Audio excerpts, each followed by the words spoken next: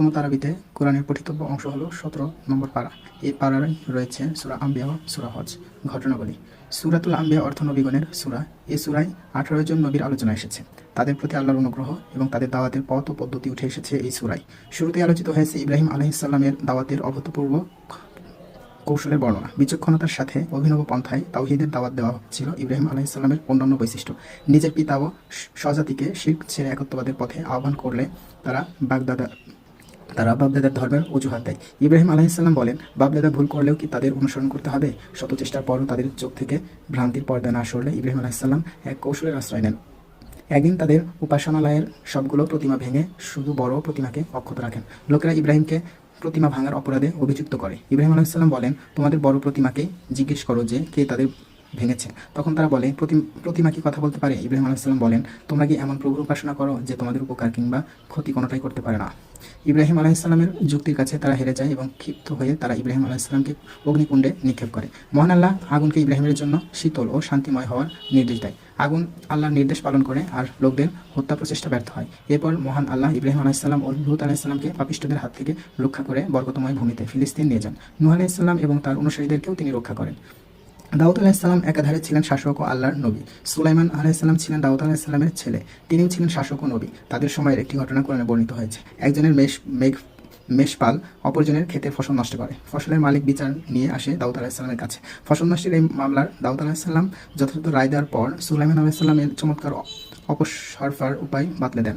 সেটার প্রশংসা করা হয় কোরআনে। উভয়কে জ্ঞান ও ইনসাফ ভিত্তিক বিচারের তাওফিকের পাশাপাশি সুলাইমানকে সূক্ষ্ম জ্ঞান দানের ইঙ্গিত দেন আল্লাহ। পিতাপুত্র উভয়কে আল্লাহ অলৌকিক ক্ষমতা দান করেছিলেন। দাউদ আলাইহিসসালামের হাতে লোহা পানির মতো পরিচিত এ ছিল তার মুজিজা। তিনি আল্লাহর কাছ থেকে সামরিক পোশাক, অস্ত্র তৈরির বিদ্যা লাভ করেন। সুলাইমান আলাইহিসসালামের জন্য বাতাসকে বশীভূত করা দেওয়া হয়। বাতাসে ভর করে তিনি যেখানে খুশি যেতে পারতেন। বাতাসের মতো জিনরাও ছিল তার অনুগত। অন্যান্য নির্দেশ পালনের পাশাপাশি জিনেরা আল্লাহর এই নবীর জন্য ডুবুরি হয়ে কাজ করত। আইয়ুব আলাইহিসসালামকে দুরারোগ্য ব্যাধি দিয়ে পরীক্ষা করেন আল্লাহ। আল্লাহর এই নবী অধৈর্য না হয়ে বিনয়ের সাথে সুস্থতার দোয়া করলে আল্লাহ তাকে রোগমুক্তি দান করেন। ইউনূস আলাইহিসসালাম আল্লাহর নির্দেশের পূর্বেই অবাধ্যদের জনপদ ত্যাগ করে মাছের পেটে প্রবেশের মতো মহাবিপদের মুখোমুখি হন। এরপর আল্লাহর কাছে আত্মসমর্পণ করে ভুল শিকারের মাধ্যমে তিনি বিপদ থেকে রক্ষা পান। উল্লিখিত ঘটনাগুলি ছাড়াও জাকারিয়া আলাইহিসসালামকে বৃদ্ধ বয়সে সন্তান দান এবং মারিয়ামের সতীত্বের সাক্ষ্য ইত্যাদি বিষয় আলোচিত হয়েছে আজকের তিলাওয়াতকৃত অংশে। এছাড়াও সূরা আম্বিয়ার ভেতর ইসহাক, ইয়াকুব, আইয়ুব, ইসমাইল, ইদ্রিস, জুলফিকল আলাইহিমুসসালামের প্রশংসা করা হয়েছে। সূরা হজের ভেতর হজের ইতিহাস আলোচিত হয়েছে। কাবা পুনর্নির্মাণ এবং আবাদের পর আল্লাহর নির্দেশ মক্কার পাহাড় চূড়া থেকে হজের ঘোষণা দেন ইব্রাহিম আলাইহিসসালাম। সেই আহ্বান বিশ্বময় পৌঁছে যাওয়া এবং দূর দূরান্ত থেকে বিভিন্ন বাহনে চলে বিশ্ববাসীর হজের উদ্দেশ্যে কাবায় আসার সুসংবাদ এবং ভবিষ্যদ্বাণী করা হয়েছে এই সূরায়। ইমান আকিদা। সূরা আম্বিয়ার অনেকগুলো আয়াতে তাওহীদের গুরুত্ব ও যৌক্তিকতা নিয়ে আলোকপাত করা হয়েছে। মহান আল্লাহ পৃথিবীতে যত রাসূল প্রেরণ করেছেন একত্ববাদের আহ্বানের জায়গায় সকলেই ছিলেন অভিন্ন। সৃষ্টি জগতের নিপুণ ব্যবস্থাপনা প্রমাণ করে মহান আল্লাহ সৃষ্টি জগতের একমাত্র অধিপতি। একাধিক অধিপতি থাকলে মতবিরোধ এতদিনে তা ধ্বংস হয়ে যেত। আল্লাহ বলেন, যদি আসমান ও জমিনে আল্লাহ ছাড়া অন্য মাবুদ থাকতো তবে মতবিরোধের কারণে উভয়ই ধ্বংস হয়ে যেত। সুতরাং তারা যা বলছে আরশের মালিক আল্লাহ তা থেকে সম্পূর্ণ পবিত্র। মহান আল্লাহ সবকিছুর মালিক, সকল কিছুই তার সৃষ্টি। তিনি জবাবদিহিতার ঊর্ধ্বে। প্রজ্ঞা ও হিকমার আলোকে তিনি যা খুশি করেন। কারো কাছে জবাবদিহিতার দায়বদ্ধতা তার নেই, তবে সবাইকে তার কাছে জবাবদিহি করতে হবে। মিজান ইসলামী আকিদার একটি গুরুত্বপূর্ণ অনুষঙ্গ। মিজান অর্থ পরিমাপের মাধ্যম। মহান আল্লাহ বলেন, কিয়ামতের দিন আমি ন্যায়ানুগ তুলাদণ্ড স্থাপন করব, ফলে কারো প্রতি কোনো জুলুম করা হবে না। যদি কোনো কাজ তীর পরিমাণও হয় তবে তাও আমি উপস্থিত করব। হিসাব গ্রহণের জন্য আমি যথেষ্ট। যারা পুনরুত্থানকে অসম্ভব মনে করেন, মহান আল্লাহ তাদেরকে নিজেদের সৃষ্টি প্রক্রিয়া ও ক্রমবিকাশ সম্পর্কে গবেষণা করতে বলেছেন। মানুষকে তিনি মাটি থেকে সৃষ্টি করেছেন, এরপর ধাপে ধাপে শুক্রবিন্দু জমাট রক্ত থেকে মাংসপিণ্ডে পরিণত করেন, অতঃপর মাতৃগর্ভে নির্দিষ্ট সময় অবস্থানের পর শিশু হিসেবে ভূমিষ্ঠ করান, যেন পরিণত মানুষ হতে পারে। এই শিশুকে একটা সময় আবার বার্ধক্যে ফিরিয়ে নিয়ে যাওয়া হয়, যা অনেকটা শৈশবের মতোই। এছাড়াও ভূমি শুকিয়ে নিষ্প্রাণ হলে আল্লাহ বৃষ্টিপাতের মাধ্যমে তাতে নবজীবন দান করেন। তখন সেই নিষ্প্রাণ ভূমি বৃক্ষরাজি ও গুল্মলতার ভরে ওঠে। তিনি এই সুনিপুণ প্রক্রিয়ার মানব সৃষ্টি ও নিষ্প্রাণ ভূমিতে প্রাণ সঞ্চার করেন। তার পক্ষে কি পুনরুত্থান অসম্ভব? আদেশ নিষেধ। একমাত্র আল্লাহর ইবাদত করো। মানুষের সৎ পথ প্রদর্শন, নিজের সৎ কার্য সম্পাদন এবং সালাত কায়েম ও যাকাত আদায় করা, কুরবানিকৃত পশু হতে নিজেরা আহার করা ও অভাবগ্রস্তদের আহার করানো, মানত পূর্ণ করা, কাবাঘর তাওয়াফ করা, প্রতিমা পূজার অপবিত্রতা থেকে দূরে থাকা, মিথ্যা কথা পরিহার করা, আল্লাহর কাছে আত্মসমর্পণ করা, বিনয়ী ও সৎকর্মশীলদের সুসংবাদ দেওয়া, রুকু সিজদা, রবের ইবাদত এবং সংযম সৎকর্ম করা, আল্লাহর রাস্তায় যথাযথভাবে জিহাদ করা, আল্লাহকে মজবুতভাবে অবলম্বন করা, আল্লাহর সাথে কাউকে শরিক না করা। বিধিবিধান, হজের নির্দেশ, কুরবানি ও মানত পূর্ণ করার বিধান নাজিল হয়েছে। কুরবানির গোশত নিজে আহার করা এবং ধৈর্যশীল অভাবী ও যাঞ্চাকারী অভাবীদের খাওয়ানো উত্তম। সূরা হজের শেষ আয়াতে ইসলামী ফিকর গুরুত্বপূর্ণ একটি মূলনীতি বর্ণিত হয়েছে। সেটি হলো মহান আল্লাহ দিনের মধ্যে এমন কিছু দেননি যার দ্বারা মানুষ সংকটে পতিত হতে পারে। এই মূলনীতির ভিত্তিতে ফকিহগণ বহু মাসআলা উদ্ঘাটন করেছেন। দীর্ঘদিনের ধৈর্যের নির্দেশনার পর নিপীড়িত মানুষের জন্য কাফিরদের বিরুদ্ধে যুদ্ধের প্রথম অনুমোদন। হালাল হারাম, কোরআনে বর্ণিত হারামের তালিকা বাদে বাকি সব চতুষ্পদ জন্তু হালাল করা হয়েছে।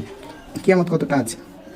সূরা আম্বিয়ার প্রথম আয়াতে হিসাবের দিন তথা কিয়ামত ঘনিয়ে আসা সত্ত্বেও সে ব্যাপারে মানুষের উদাসীনতা উল্লেখ করে বিস্ময় প্রকাশ করেছেন মহান আল্লাহ। পৃথিবীর মোট আয়ুর তুলনায় কিয়ামত অতি নিকটে, সেটা বলার অপেক্ষা রাখে না। প্রিয় নবীর ওফাতের পর পৃথিবীর জন্য সবচেয়ে বড় ঘটনা হলো মহাপ্রলয় ও কিয়ামত। মহাপ্রলয় কেমন হবে? সূরা হজের প্রথম ও দ্বিতীয় আয়াতে বলা হয়েছে মহাপ্রলয় ও কিয়ামতের কম্পন হবে পৃথিবীর ইতিহাসের মহা ঘটনা ও সাংঘাতিক বিষয়। সেদিন পৃথিবী অবস্থা এমন ভয়ঙ্কর হবে, মা দুধের সন্তানকে ভুলে যাবে, গর্ভবতী নারীর গর্ভপাত হয়ে যাবে, মানুষ নেশাগ্রস্তের মতো দিক বিদিক ছোটাছুটি করবে, অথচ তারা কেউ নেশাগ্রস্ত নয়। মূলত আল্লাহর আযাব খুবই কঠিন। ফজিলত ও মর্যাদা, কিয়ামতের দিন রাসূল সাল্লাল্লাহু আলাইহি ওয়াসাল্লামের উম্মত সম্পর্কে সাক্ষ্য দেবেন যে তারা তার প্রতি ঈমান এনেছিল, আর তার উম্মত অন্যান্য নবীদের ব্যাপারে কোরআনে বর্ণিত ইতিহাসের সূত্রে সাক্ষ্য দেবে যে তারা আল্লাহর বাণী মানুষের নিকট পৌঁছে দিয়েছিলেন। এ থেকে উম্মতে মুহাম্মাদী দিয়ার শ্রেষ্ঠত্ব প্রমাণিত হয়। ঈমান ও নেক আমলকারীদের মর্যাদা ও পুরস্কার প্রসঙ্গে বলা হয়েছে তারা জাহান্নামের আযাব থেকে দূরে থাকবে এবং জান্নাতের চিরস্থায়ী নিয়ামত ভোগ করবে। কিয়ামত দিনের দুশ্চিন্তা থেকে তারা মুক্ত থাকবে এবং ফেরেশতাদের অভ্যর্থনা লাভ করবে। আল্লাহ যাদেরকে অপছন্দ করেন, আল্লাহ বিশ্বাসঘাতক অকৃতজ্ঞ ব্যক্তিকে পছন্দ করেন না। জাহান্নামের ভয়াবহতা, আজকে তিলাওয়াতকৃত উভয় সূরার একাধিক স্থানে জাহান্নামের ভয়াবহ চিত্র তুলে ধরা হয়েছে এবং এসব বিষয় ঈমানদারদের ঈমানকে জাগ্রত করে। তিনি জগৎসমূহের জন্য রহমত। মহান আল্লাহ মুহাম্মদ সাল্লাল্লাহু আলাইহি ওয়াসাল্লামকে বিশ্বাসীর জন্য অনুগ্রহের আধার ও রহমত হিসেবে প্রেরণ করেছেন। সুসংবাদ ও সতর্কতা, মুখ বিতুদের জন্য সুসংবাদ দেওয়ার নির্দেশ দিয়েছেন আল্লাহ। মুখবিত হলেন তারা আল্লাহর স্মরণে যাদের অন্তর বিগলিত হয়, যারা বিপদাপদ ধৈর্য ধারণ করে, সালাত কায়েম করে এবং আল্লাহর দেওয়া রিজিক থেকে আল্লাহর সন্তুষ্টির উদ্দেশ্যে ব্যয় করে। সৎকর্মশীলদেরকেও সুসংবাদ প্রদানের নির্দেশ দেওয়া হয়েছে। মহান আল্লাহ ইমানদার, সৎকর্মশীল মুহাজির ও শহীদদেরকে নিয়ামতে ভরে জান্নাত, উত্তম রিজিক এবং তুষ্ট হওয়ার মতো স্থানে প্রবেশ করাবেন। প্রখান্তরে অবিশ্বাসীদের জন্য লাঞ্ছনাদায়ক শাস্তির ব্যাপারে সতর্কতা করা হয়েছে। আজকের শিক্ষা, আল্লাহ সবকিছু নিয়ন্ত্রণকারী, তার সাহায্য থাকলে কোনো বস্তুই মানুষের ক্ষতি সাধন করতে পারে না। যেমন আগুন ইব্রাহিম আলাইহিস সালামকে পোড়াতে পারেনি, মানুষই মহান আল্লাহ তরা প্রমাণ করে সৃষ্টি করেছেন। মানবের এই দুর্বলতার কথা স্মরণ রেখে চলতে পারলে প্রবৃত্তি নিয়ন্ত্রণ করা সহজ হয়। এই অভ্যাস অনেক অনাকাঙ্ক্ষিত পরিস্থিতি থেকে বেঁচে থাকতে সাহায্য করে। বাপদাদার অন্ধ অনুকরণ দর্শনীয়, বাপদাদা করেছে তাই আমরাও করব, এই যুক্তি সবসময় সঠিক নাও হতে পারে। কুরবানির মূল লক্ষ্য আল্লাহ সন্তুষ্টি, কারণ কুরবানি পশুর গোশত, রক্ত কোনো কিছু আল্লাহর নিকট পৌঁছে না, বরং আল্লাহর নিকট পৌঁছে শুধু আমাদের তাকওয়া। ইব্রাহিম আলাইহিস সালামের দিন ও আদর্শ অনুসরণ করতে আমরা অদিষ্ট হয়েছি। তাকে মুসলিমদের পিতা বলা হয়েছে, তিনি আমাদেরকে মুসলিম নামে নামকরণ করেছেন। আজকের দোয়া, আপনি ব্যতীত কোনো উপাস্য নেই, আপনার পবিত্রতা ঘোষণা করছি, নিশ্চয়ই আমি অপরাধীদের অন্তর্ভুক্ত। আপদকালে ইউনূস আলাইহিস সালাম এই দোয়াটি পড়েছিলেন। মহান আল্লাহ বলেন, একইভাবে আমি ঈমানদারদের মুক্ত করব। আইয়ুব আলাইহিস সালামের দুরারোগ্য ব্যাধি থেকে মুক্তির জন্য নিমিত্ত দোয়া করেছিলেন, আল্লাহ তাকে মুক্ত করেন। আমাকে দুঃখ কষ্ট স্পর্শ করেছে, আর আপনি তো সর্বশ্রেষ্ঠ দয়ালু। জাকারিয়া আলাইহিস সালাম নিম্নের দোয়া নিবেদন করে বৃদ্ধ বয়সে নেক সন্তান লাভ করে। হে আমার রব, আমাকে একা রেখে দিবেন না, আপনি সর্বোত্তম উত্তরাধিকারী।